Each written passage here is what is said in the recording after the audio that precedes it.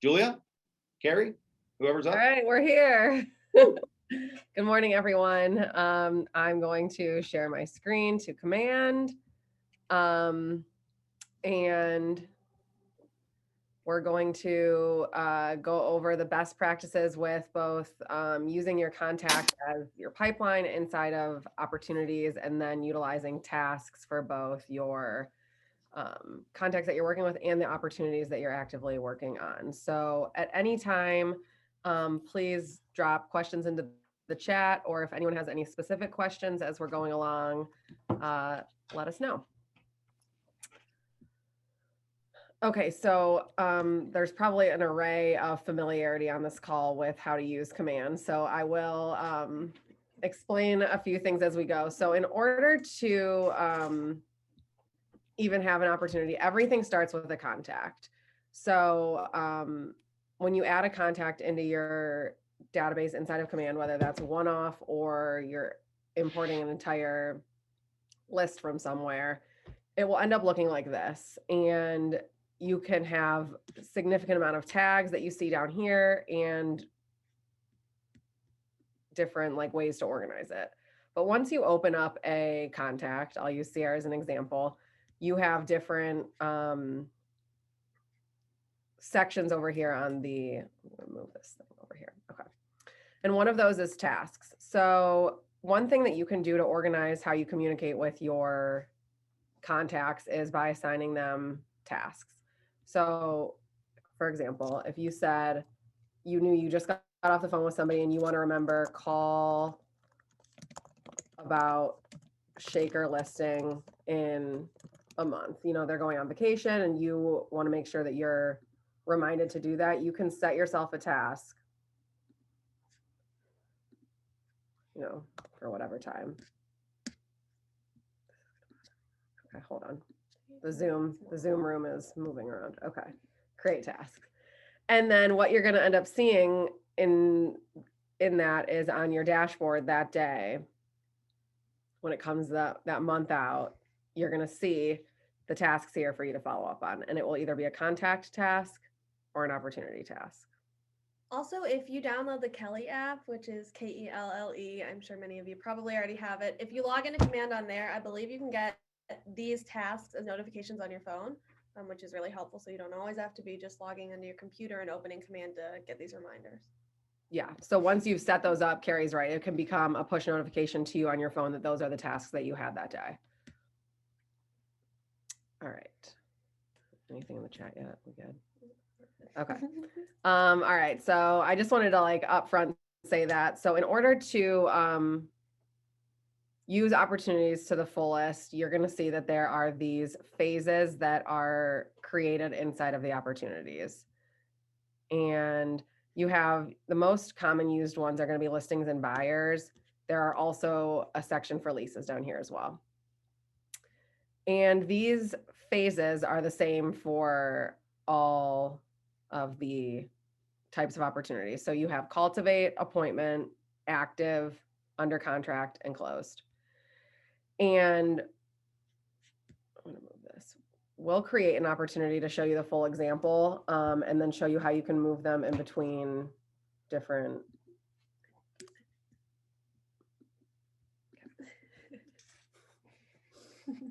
Okay. So we'll do a buyer opportunity. This will show that you're the owner and you have to have a client that's already a contact. So this is a required field and you have to be able to search their name and that it will populate here in the drop down. So that's why you have to have a contact first always.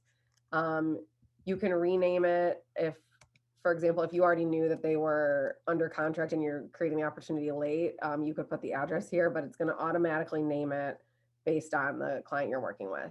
And if you're creating these opportunities for the clients you're working with, as you're working with them, you won't have an address yet. So that's why they stay in the cultivate and appointment stage at first, because that is when you're working with them, looking for homes. If it's a listing, it's you're going on that listing appointment, sending them the marketing materials until you make it active.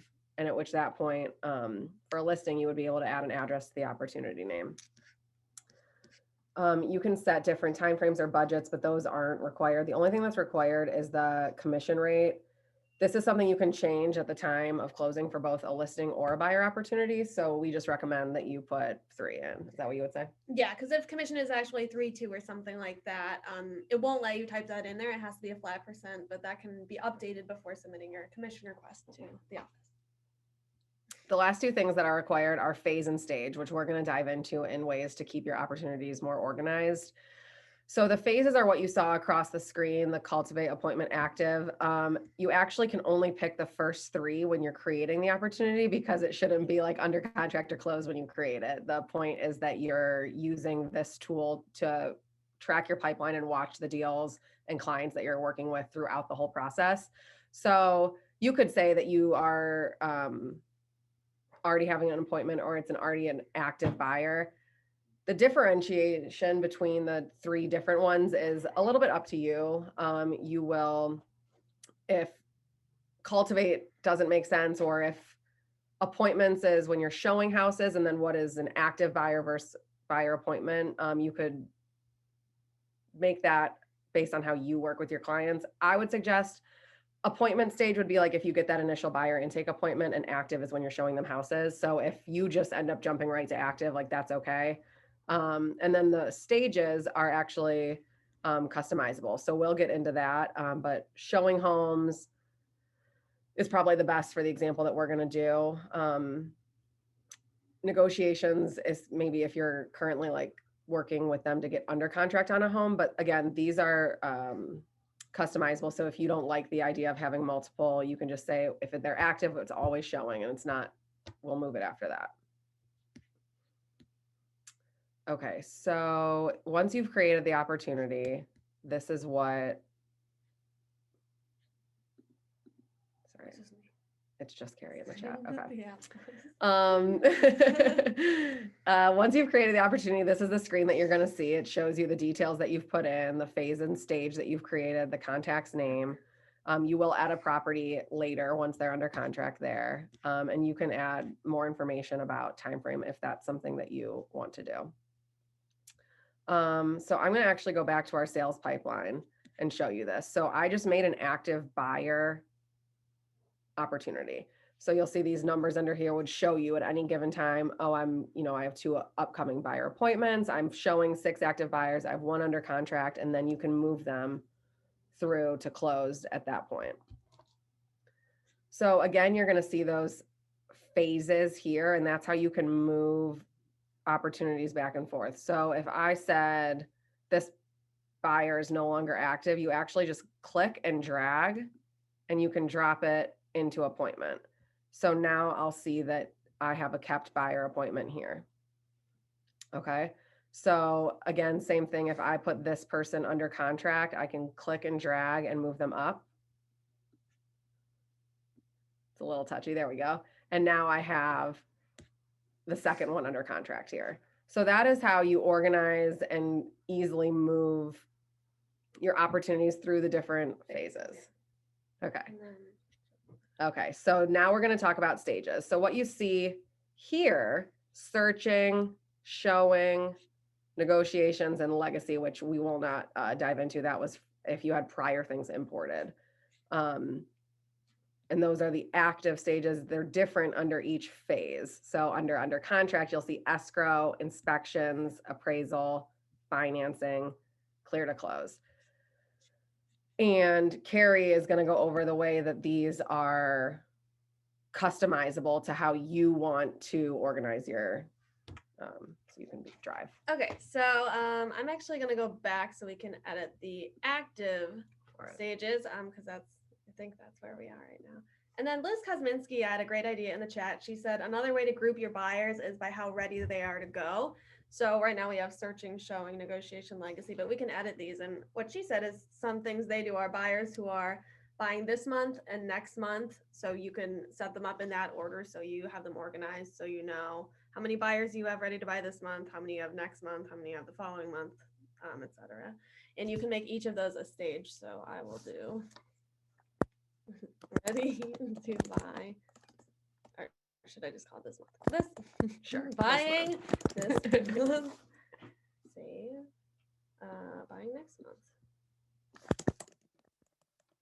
And then there's a thing that has a probability percentage below it. That is just what you would put the probability that it's going to happen, right?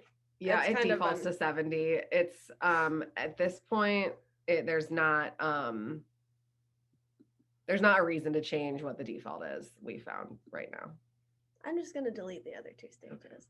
But for each stage that you make, you can also make a checklist. So if you click on checklist, right now it says 0 out of 0 items, but you can add an item. So a checklist for someone buying this month could be set up on MLS strip.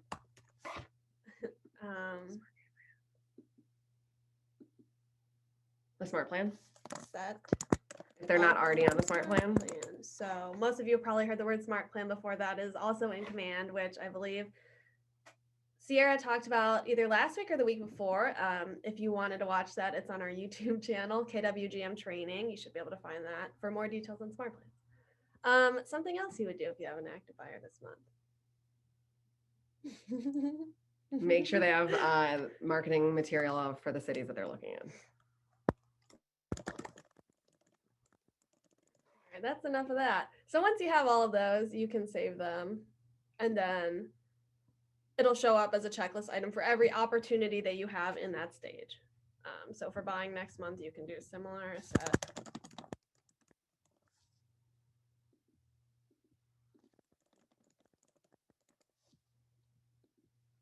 You could add like buy with.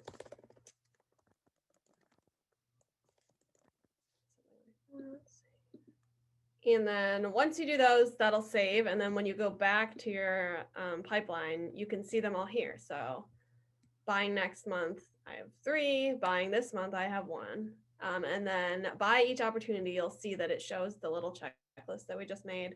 So I've done 0 out of 3 things, but we can, and if you set a due date for them, this is where this will show up on your tasks, which is what Julia first showed you on the homepage of command, or the tasks you can get notified on your phone if you have the Kelly app. So I'll set a due date to be set up on an MLS strip. So today is the 17th, so I'll put today. It's due today. Okay. And then there's not a save button, but it'll just say checklist has been updated. So now that we added that, it should show up as a task when we go to the home page. Yep. So set up on MLS strip, and let's say we did that. You can check it off here. Are you sure you want to mark this as complete? Yep. And then if you go back into your opportunity that we were just in, we can see that we have 1 out of the 3 items on. Now, client updates, that is if we send them an email that it happened. Yeah, I think that is if you send it to them through command, that was checked off. So that's up to you if you want to do that, or if you're just communicating with them on your own. We have great actually lists of ideas to make your checklists like really thorough. So when they're in the active stage, it might not be as many things, but when you're under contract and you have multiple phases, that inside of them have lots of stages. So escrow, for example, like this one says there's 0 out of 1. So my only checklist item in my escrow part of the under contract is to send the escrow letter. Once you're in inspections, let's move that and see if I already have a checklist in there. I do, 0 of 4. Okay, so this could be, was it scheduled? Was your report received? Did you complete the removal of contingency? Did you receive the executed copy of the ROC? So inside of each opportunity, different things come up, different items need to be met, different dates need to be assigned. So in here, you could be like, I know I need to make sure that was scheduled by the 19th. That you might not actually have a task related, but did you complete the ROC? Whether that's within so many days of getting the inspection, you can have dates assigned to those, and then those give you the task reminders, both when you log into command and when you are using Kelly. I'm just going to move this along so I can show you different examples. So I don't know if I have personally made checklists for these other ones, but ideas for if you wanted to keep all these different stages, you could have with the appraisal, again, similar, get confirmation from the lender that it was scheduled, receive appraisal report. And those two might be the only actual like stages you need, because anything that comes after that would be specific to any deal if it was under, or you have to go back to the listing agent. Financing, again, like, did you receive the financing approval? Did your buyer apply for loan commitment? All those things. And then the final clear to close is one that you'll probably end up with a lot of checklist items on, because there's things that you want to make sure that all happen at the end of the transaction, that you want to maybe give yourself deadlines for, reminders for, and that's where those tasks can come in a lot of handy. So you could say that with the clear to close, like, obviously get that information from title and the lender, make sure that the signings were scheduled, make sure that you have the communication with the other agent for keys to be handled. So not every checklist item has a date assigned, but you have the opportunity for the ones that actually need deadlines to give yourself that reminder. And the others are for, so you can manually actually check them off when you're going through them. And then that gives you that little icon 004, 104. And so you know what you need to do for every transaction that way. Sally Fry says, do we have a list of common default tasks for each stage? Everyone's might be different and they're customizable, but sometimes it's nice to start with just like an idea or default ones. Yeah, we do have one. We will, we'll get it posted out in the Facebook group and emailed out, just so that everyone has kind of a generic starting base with good ideas, because there are some really similar ones and then you build from there. So we will get that out. Okay. All right, I'm going to stop sharing for a second. I know who's still on here. All right, does anybody have any questions right now about using opportunities and tasks to better track and work with the pipeline and the clients that you're currently working with? Or has anyone had any success using this to track your pipeline? Hey, Julia. Mm-hmm. It's Cindy Sobel. Hi. Hi. So my question to you is that I have been having a hard time creating the opportunity in the opportunities. I find that I have to go into the contact themselves to create the opportunity. Is that glitch still there?